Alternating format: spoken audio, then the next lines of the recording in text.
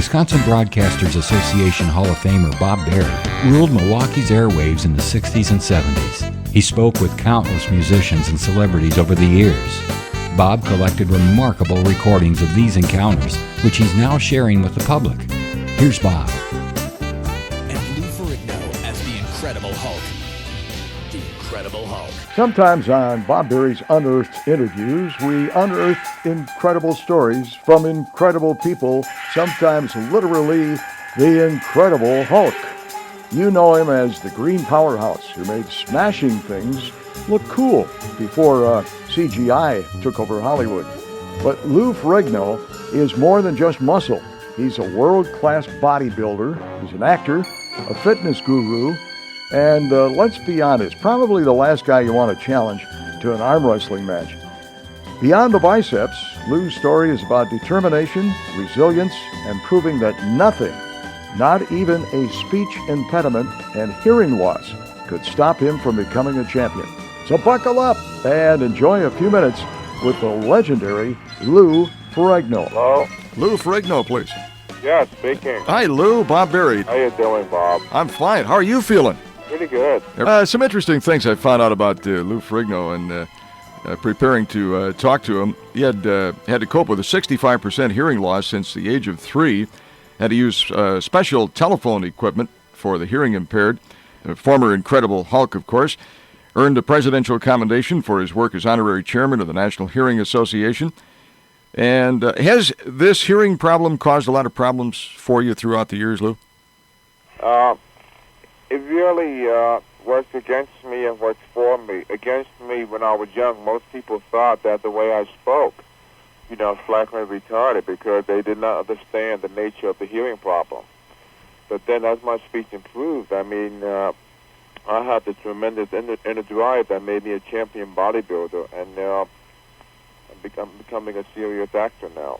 Just how large are you? Could you tell our audience what kind of a chest and... Now I'm down to about 250 pounds. I trimmed down for the series. My chest is about 52 inches. My arm's about 19, 20 inches. I used to be 280 pounds, but now, I'm much leaner, and I think it's much more sexier for the women. Did you ever use steroids? I experimented with them many years ago, but they basically retain water, and it's nothing but a psychological boost. My grandfather was a large man, and he took a lot of kidding. Did people ever make you feel like a freak? No, because what I have today, what I am now, they don't have. It's made me famous, it's made me wealthy, and I'm proud of it now. Everybody's in the physical fitness craze, but 10 or 15 years ago, they tried to do so, but I've done it for personal satisfaction for myself than just to please anybody else. So you really wanted to be an enormous man, then? Yes, because the fact that, I was young and I could not hear, and I wanted to be respected as a normal hearing person. So I guess I went a little too far, and I became very big. Lou, how did you break into show business? I always had a fantasy to be an actor, but I was shy to talk about it. So when they cast me to play the role of the Hulk, that was my great stepping stone. So I took the opportunity and pursue on my career in acting. So I was studying acting class and improving my speech and dialect. How did you become the Incredible Hulk? Universal Studios were casting for a large person they could find that could portray sensitivity, and they went through like 20 bodybuilders from every state, the biggest men they could find, football players. And I went down for the screen test, and I was working the next day. My daughter still has one of the Incredible Hulk dolls. Did you get any royalties on those? No, I wish I did, because it would have made me very rich, and I think it was unfair because I didn't get anything from the merchandise, nothing at all. Boy, that certainly is unfair. I know, because I made the show famous. That's right. What can I say, but that's the way it goes. How long did you have to stay in makeup for the Incredible Hulk? A total of 14 to 15 hours a day, including the 2-hour makeup session and an hour to remove the makeup. Wow. Did you encounter any problems being a sex symbol? No, people were very respectful.